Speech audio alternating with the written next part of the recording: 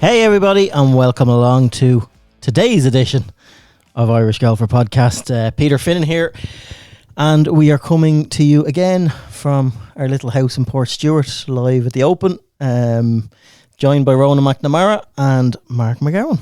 How are we? Good day, Tuesday at the Open, lads.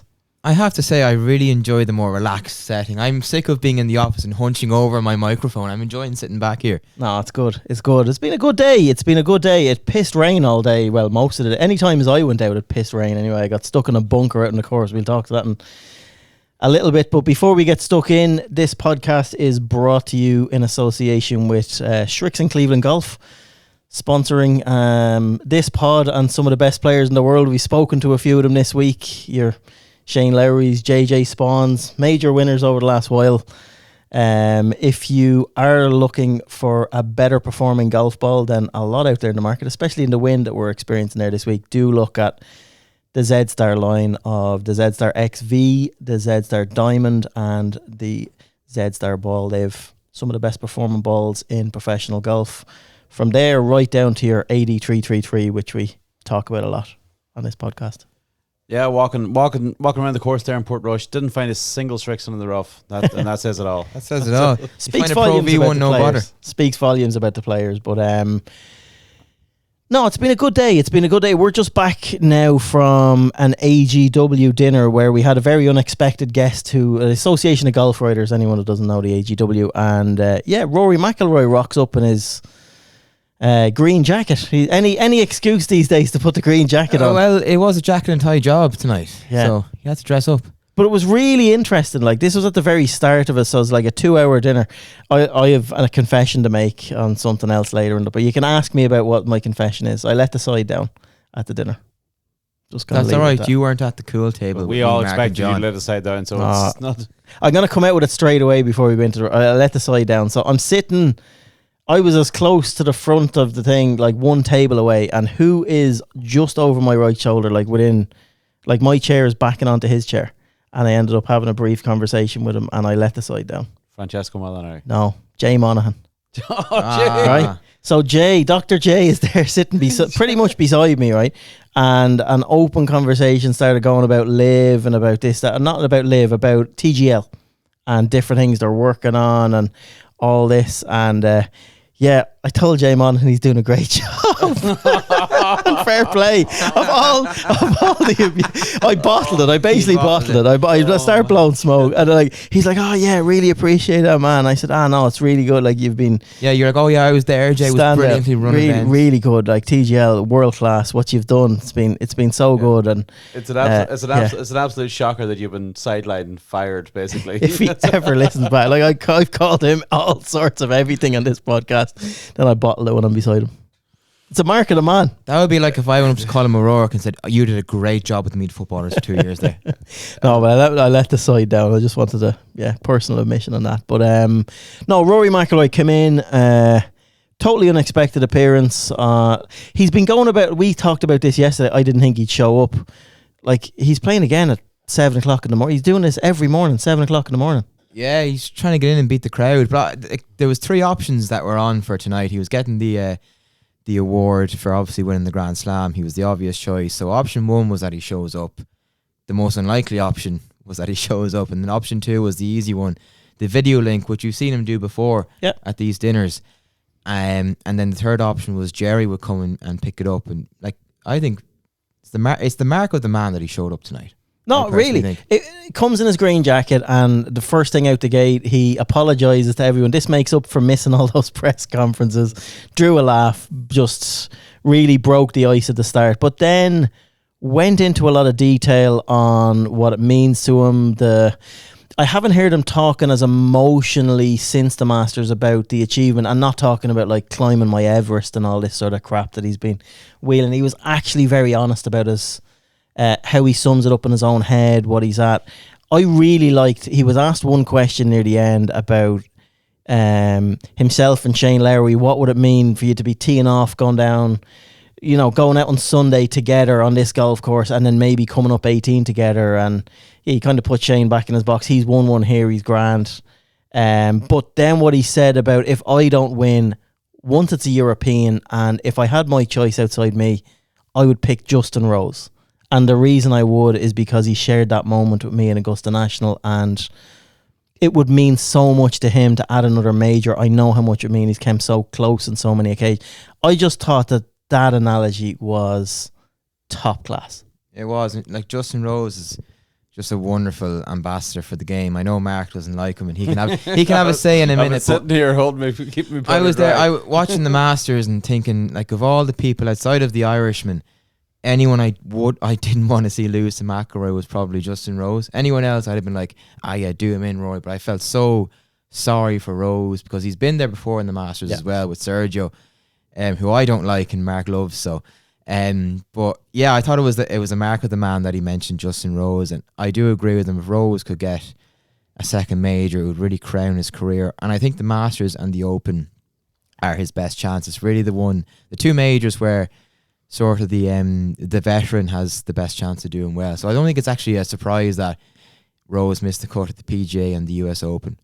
I think he's a great chance this week. Yeah, no, so do I. Anything else from that dinner you want to bring up before we get stuck into what we've experienced today? Or you mean apart from you breaking the this is off the record thing with it? Listen, we paraphrased. I'm only joking. No, it was a great dinner, great gathering of tons of people you see, whose names you see, like great setting. Like Dermot Gillis. Food could have been. Dermot Gillis was honoured at the thing. 40. In fairness to Dermot Gillis, like most people listening will know who he is. Journalist going back. This is 40th Open to be at. That's phenomenal. Yeah, that's pretty impressive. Crazy. So yeah, he retired again. This is about the 6th retirement party I've been at for Dermot Gillis. No, he's good. I lived really to 40. I'm doing well. No, but outside of that, so you guys caught up. So you went to most of the press. I went to a few of the pressers today. Went down onto the golf course for the first time properly. Got pissed on. Ended up in one of those little bomb shelters out by the 8th or 9th, like sheltering from stuff. Followed a few groups that I like. I had to go out. Followed Tyrrell Hatton for a few holes. Ended up Scottie Scheffler was playing just ahead of him, so followed him for a couple of holes. Impressive to watch. Just every time I get a chance just to get close to guys like that, obviously being able to get in onto tee boxes and behind the ropes and get in and really just see them operating in their practice and what they're at. It's just so impressive. Yeah, one thing what I'll take away from what I watched today, I wasn't out in the course that much or that for that long, but a lot of players were struggling with the holes. I mean, the wind wasn't that severe. It was different wind from yesterday. That's the difference. But there was a lot of people like really struggling. Myself and Ronan were up on the 13th for a little while. 13th to par 3 at what does it play? Probably about 175 yards, maybe something like that. Playing and downhill. But there was guys coming up like 10 yards short of the bunker. Well, not 10 yards short of the bunker. Sorry, yeah, short of the bunker. That's 10 yards short of the green. You know, like, which is a severe miss for these guys. You know, like that they're usually like able to land it within a couple of yards of their target. So this golf course is really gonna test them, and if the wind blows, then it's gonna be extremely testing. And the wind is gonna blow. It's gonna be a fabulous tournament. It's gonna be an absolute proper test of golf. Yeah, and you caught up with Tom McKibben today, did a few bits, so we had an all Northern Irish trio going out of McKibben, Rory and Big DC. Yeah, 3 generations of Irish golf, which is obviously cool to see. Happened at Troon last year, but it's a big week for McKibben. It's sort of gone under the radar with Rory Maney and Larry coming back. Like, this is his home open as well. Like, this is a massive deal. And it's sort of been swept under the carpet. And we asked him today, he doesn't really know how he's going to feel until he sort of walks onto the first tee. And which I love. What a time to do it as well. Yeah. First group out with Harrington in the first tee shot of the Open.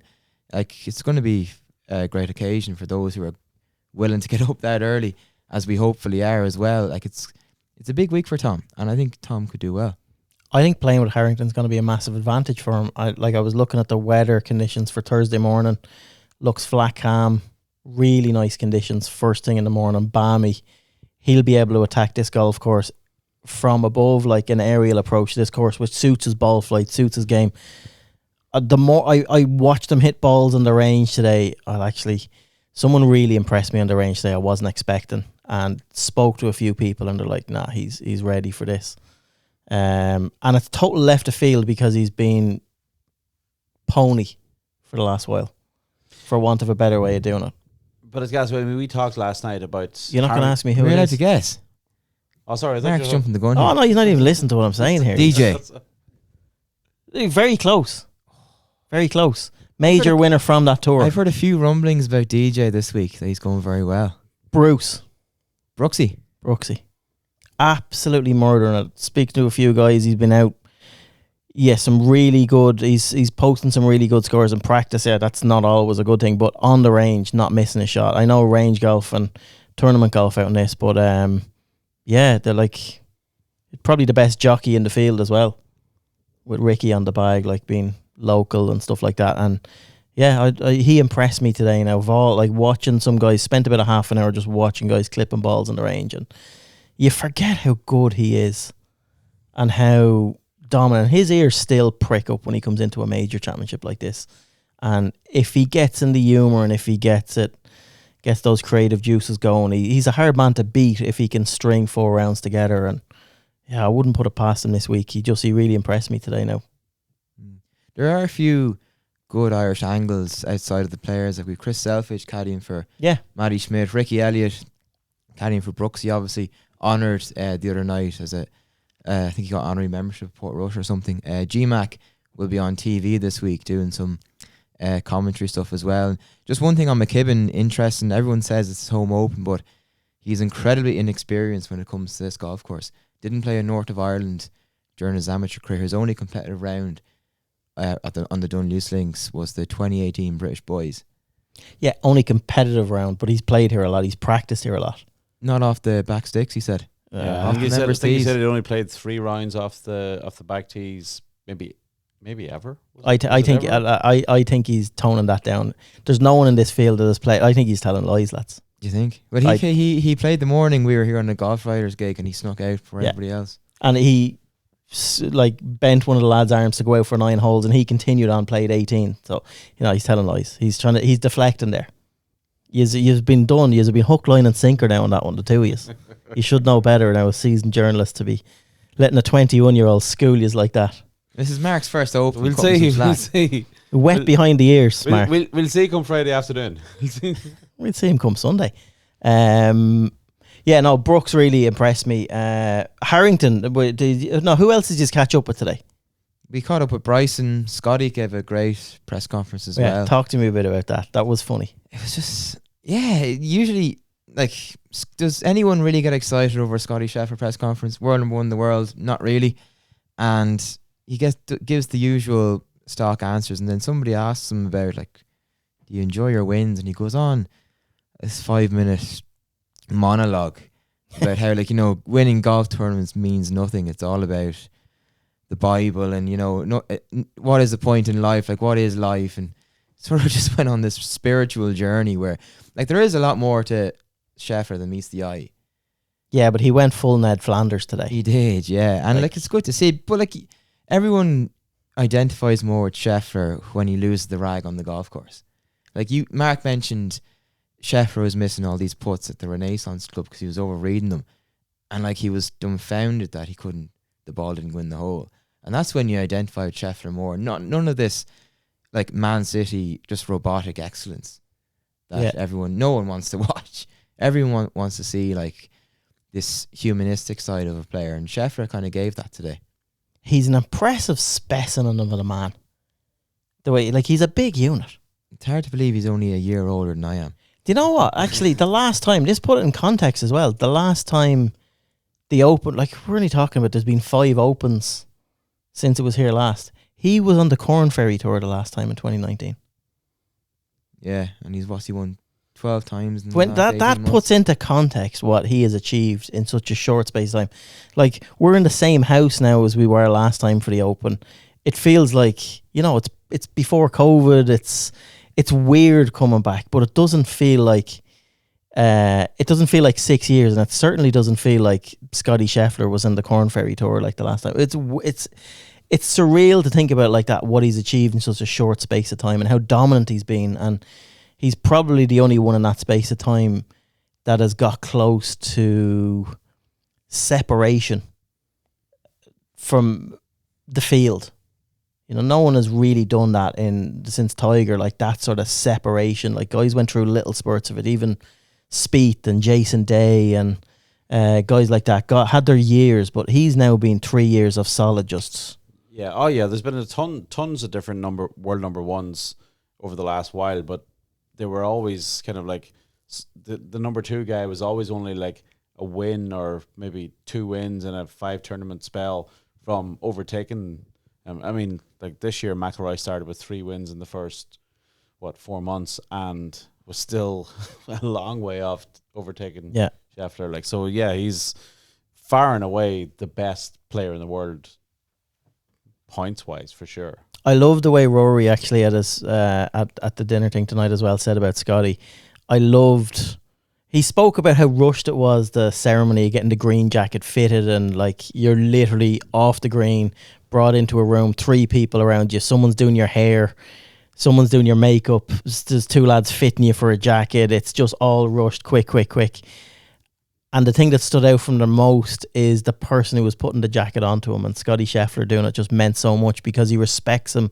He is the best player in the game. He notices him as the best player in the game. He's the man with a target on his back, but he recognises his achievements as a player and as a man and as someone off the golf course as well. The respect is so deep, and he just said it meant so much for him to receive the jacket from the best player in the world as well. He said a lot of really nice things tonight. He seems so relaxed. I can't get my head around. I'm bullish again, like we were talking last night. It all just points. I think it points to a McIlroy win here. I think so does. You need to talk me off the cliff, lads. He's processed winning the green jacket. Yeah. I think he struggled to actually deal with the fact that he gotten over the line. I think he's okay with it now and is ready to embrace that. And it just so happens that the timing, the week that's in it it's timely. He's in the acceptance stage. Yeah. If you're an addict or you're doing something, he's gone through his angry part. You're laughing there now like a man that's gone through this. What stage are you in, Mark? Jesus Christ. Still denial, obviously. You're absolutely in denial. But no, he was in denial for a long time about, am I good enough to do this? Then he's in his angry phase after he's done it of all media are feckers, like, just get away from me, don't want to talk to anyone, let me do this on my own. And now there's a calmness around Rory McIlroy that just hasn't been there in a long time. Even during his wins and the major that was on, it was pure mayhem at the Masters. I do not think this is going to be mayhem here. If Rory wins this, I think it's going to be like Lowry did in 2019, and he's going to smother this tournament if he wins it. Well, like you said about the calmness, did his media Monday, every practice round is at 6:30 in the morning. It's by design. Yeah, and it's a different design. He's never done this before. By Thursday, he won't have been worn out by any of the pre-tournament stuff he usually does. No. He'll be fresh and ready to go. Yeah, again, it's like what we were talking about yesterday, what he said in his press conference. It's about like kind of embracing the chaos. I mean, he knows that it's going to be absolute bedlam. He's not trying to hide away from it. He knows that if he tees off at 7:00 in the morning, by the time he turns at the 10th, there's going to be like a couple of thousand people sort of there following us. He's not trying to hide away from it. He's just trying to, it's like, let's do it. Let's embrace the chaos, but then let's, step back. We'll disappear for a little while. It's going to happen. I'm going to be mobbed. I'm going to be in like massive demand all week and everything, but I'm going to do it, and I'm going to separate myself then when I can. It's like he said, it's completely embracing it as opposed to trying to shut it out and trying to pretend that this is like a normal week when this is far from a normal week from him. Speaking of embracing, we were at the DeChambeau press conference today. Here's a fella who has absolutely no idea how he's going to approach the Open this week. Boy, again, he's another guy who's embracing it. He actually, I think he secretly loves that. He doesn't really know how I'm going to deal with this. I don't understand why he's prolonging it. As in, today he was talking about embracing it, but he hadn't been out on the golf course yet. I asked him a question. It was the only one question I asked of any player today at the pressers, and I asked him about his, have you made any gear change? Like, he's the ultimate gear freak, anorak. Have you made any gear changes, any changes to your equipment this week to cope with the conditions? And he's like, there's so many. I haven't been out on the golf course yet. I've just been on the range. I've been flaking balls. There's so many different things that I could make. I'm going to go out in the afternoon now and play 9 holes. And yeah, I don't know. In a weird way, I don't think Bryson has the patience to win around this golf course. Yeah, it's funny you say that, but Scheffler hasn't a great Open record either. No, but we're talking about Bryson for a second. But I also think I think that's part of Bryson's character as well, though. Yeah. That he can never, there will never be a time in Bryson's life that he is ever 100% satisfied with what's in his bag. No, 100%. He's a tinkerer. Always he's a trying to- tinkerer. and he is gonna. So I think that's part of his normal setup. In that, right up until the last minute before he heads to that first tee on Thursday. Yeah, he'll change a driver head or he- something. Yeah, his because the bag wind will is change not 3 set. degrees. Yeah, no. So I don't. I like that. Yeah. I love it as well. And I think that adds to Absolutely him. love But I've never warmed to Bryson. But this year is the first year I've started to watch some of his YouTube stuff. I was impressed by him today, and listening, he just seems like a type of guy which I never thought I'd say about Bryson DeChambeau. The type of guy I'd really enjoy to go for a pint with. Yeah, he does, to be fair. But like Harrington, You'd like to go for a chocolate milk with. Yeah, a cup of tea. Come in, a pot of tea. Would have A pot a of tea favourite. and a pizza with Bryson. That would be my ideal. like, it is difficult to know if the Link style of golf suits Bryson, because there is going to be a lot of driving irons taken off tees this week. Like, McKibben only hit 8 or 9 drivers in practice, so you'd imagine Bryson would maybe have to hit 6 or 7 just with the length. And Harrington said at the Masters, Bryson took a driving iron, I think, off that 3rd tee on the Sunday, and that plays away from his personality. So you'd imagine playing an Open Championship plays away from what Bryson's usually good at and what he's used to. I don't think the Yanks, a lot of the Americans have, I say, patience. I don't think they have and 2 of them hit on it today about the beauty of this golf course. We spoke about yesterday, the footprint of the bunkers, how well bunkered this golf course is, how well it's protected. 2 balls hit the exact same way, go into the same bunker, and they have 2 unbelievably different outcomes. And that element of luck, I think someone like Bryson that is so analytical and numbers, and I hit it in this flight window with this amount of spin, and why is that there? How come that's rolled the extra? You've 2 foot in the difference of a golf ball in the same bunker, in the same hazard. One of them's unplayable, you're chipping out sideways. The other one, you can take it to the flag. I don't think he struggles with the unfairness of that. And I think that what goes against, in links golf, I think that's what separates a lot of the Europeans, especially the GB and I players that are used to that, an acceptance of, I'm in a bunker, it's meant to be a hazard, chip it out, get on with it. I would actually take the opposite view there, in that I would think Bryson's better equipped to deal with that. Again, denial, still in denial. Than Scottie, for example. I mean, look at Pinehurst. You missed the fairway in Pinehurst. You could have had a perfect lie in the native area, whatever, or you could be stuck in a bush and have no shot. Yeah, but he's whatsoever. creative. With respect, when Bryson missed the fairway in Pinehurst, he got perfect lies in those Yeah, native areas He every did, time. in fairness, but Scottie Scheffler, we all said going into Pinehurst that this is absolutely prime made for Scottie, but he really couldn't struggle with the he seemed to if you miss a fairway, you're going to be in the rough, but you know what you're dealing with in the rough. It's going to be. Yeah, but you can't. Whereas at Pinehurst, he seemed to struggle with I could be in a bush, or I could have a perfect lie. And Every win Bryson has had, he's taken it to the bridge. He's pushed it. He's bludgeoned it up, get it as far up the hole as possible. I'm going to overpower this golf course and I'm going to beat it by numbers. You cannot win that way around Portrush. he cannot. You can't overpower this golf course. It's impossible. Well, you just probably can't, but you maybe can. No. As you like, no, there's nothing. Nothing's impossible. No, Is it unlikely? Yes, but it's not. It's not impossible. I remember my first Open too. I think whoever chips the best or navigates the slopes around the greens will win this week. What impresses you most? We've all walked the golf course now. What impresses you most? Anyone that's watching this on TV, what do they look out for? What do you like? What impressed you the most about this golf course? The variety of shots that you can play when you miss the green. Yeah. And we saw that today. Like Harrington spent, it must have been 10 minutes, Mark, hitting flops, running up wedges, running up 8 and 9 irons, and then actually putting from the rough and doing different shots from the long fescue as well. Like there is a variety of shots to be played, and I think you need to have a lot of shots in your arsenal around the greens this week. You can't be one-dimensional. First round leader, Paddy Harrington. Talk to me. Betting. Do you think that could be a good shout? First man out. It could well be. He's birdieing the first. Yeah, he is, isn't he?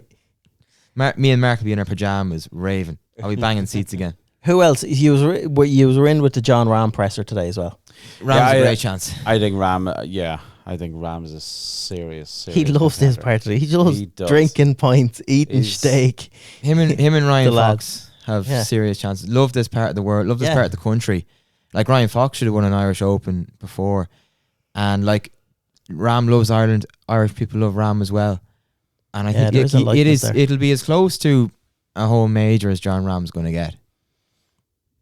How exciting is this though? It's so I'm actually getting giddy, nervous, happy, emotional about this type of just what we're facing into now overnight. Look, we've been here now. We've walked one of the best golf courses in the world the last 2 days.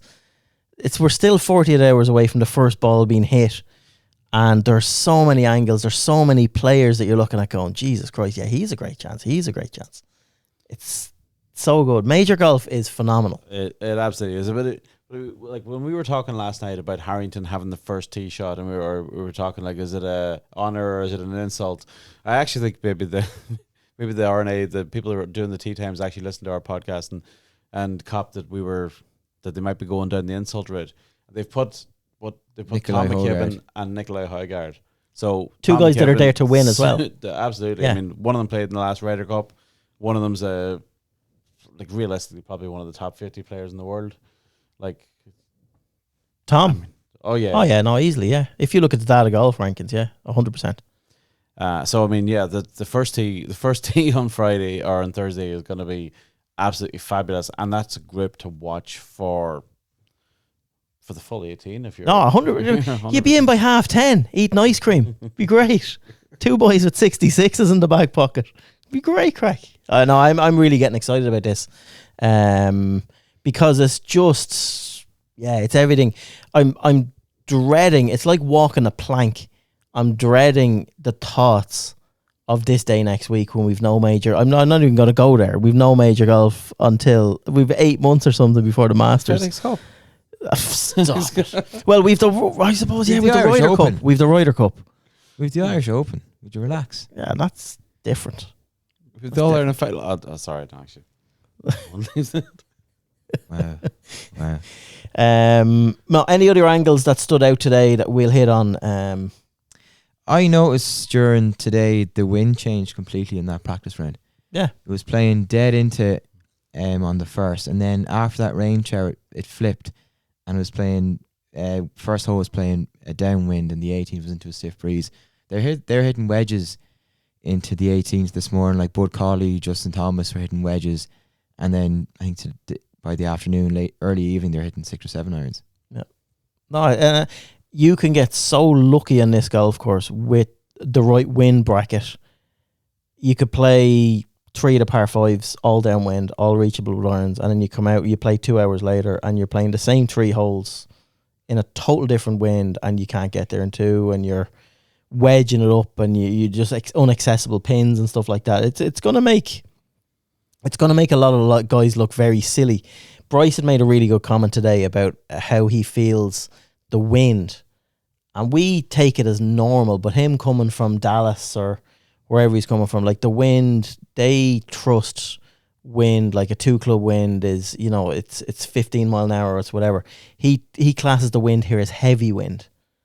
And you know what that feels like. You can't teach that to someone, that sort of how the ball is going to react through a heavy wind, that it stalls it, whereas their balls in the States just cut through that wind. And it's just all set up to be such a great championship. The people, the RNA and the championship committee here at Royal Portrush have done an unbelievable job to present this golf course the way it is as well. That's what's exciting me a lot more even than the field itself. Just the canvas they're getting to perform on this week, and how well it looks and how green it is, how lush it is, but it's still firm and fast and ready to rock. I think the great thing about this golf course from a spectator point of view, probably Birkdale 2017 is the best open venue I've been to in terms of vantage points as a spectator, but this 100% trumps anything you're going to get. Like, no disrespect to the Irish Open, but when you're at the Irish Open, you get maybe 3, max 4 groups that are worth seeing. And Harrington's either at the front or back of them, just slightly off Broadway. Here you have stars coming through in pretty much every single group, and on this golf course you can stand somewhere and there's 4 holes around you. Like, you go up to the edge of the golf course, you have the 5th green, you have the 6th, you have the 8th, you have the 10th, you have the 14th, and it's the same. We were there today. You have 13, you have 15, you have the 12th, and then you have the 11th just over the one of the mounds. Like, you have such great vantage points this week as well, and this is why the Open at Portrush was such a success 6 years ago, and why it will be again. Yeah, like, this is the home of the Open outside of St Andrews, and when you actually walk the golf course, you can see that. Yeah, when you see how vast the land is, how so many people in one area, yet it doesn't look crowded. There's so off the golf course, there's so many vantage points, access points you can walk up. Yeah, it's so good. It's such a great layout. Everyone's gone quiet. Mark's gone. Mark, you just turned to Mark. Salivate. Mark has No, nothing to say for once. There's nothing to say. You just put that beautifully, Ronan. I have to say. Thank you very much. I hate to give you a No, compliment, and but with that respect, actually was really nicely put. I took on this viewpoint when I was standing there with the rain coming in sideways, and I still enjoyed it. Yeah, Pete was hiding. I Not was for the in a first time. bunker. I was Not in for a the bunker first time. somewhere, in a bomb shelter out in the middle of the golf course. This That's because someone had my umbrella. It was stolen on me. Yeah, I'm not going to look anyway. It was gone. But no, it's really good. I think we'll wrap it up there today. Like, what else? Is there any other angles you want to go through? We can't do heroes and villains every day. What do you like? No, we can't do it. But we can say that somebody else was listening into the pod yesterday and took our advice. Who? Lottie Wood. Lottie Wood. Oh, did she turn pro? She Yeah, it's turned turned pro. Turned Surely pro we're today. getting some sort of cut from our signing on bonus. I ain't gonna admit. I ain't gonna straight onto the range tomorrow and look for Paul Mack from Excel going, I told you. Get her signed up. That's brilliant. That's good. Yeah, but like Good. she's You have to. she's dual membership now with the LPGA and LET. Yeah. She can do her college part time in the evening. That's a piece of piss. Yeah, Grand. yeah, Mister 1-1 over here. No, that's really good for golf. You know what? Women's golf needs her to be a professional golfer.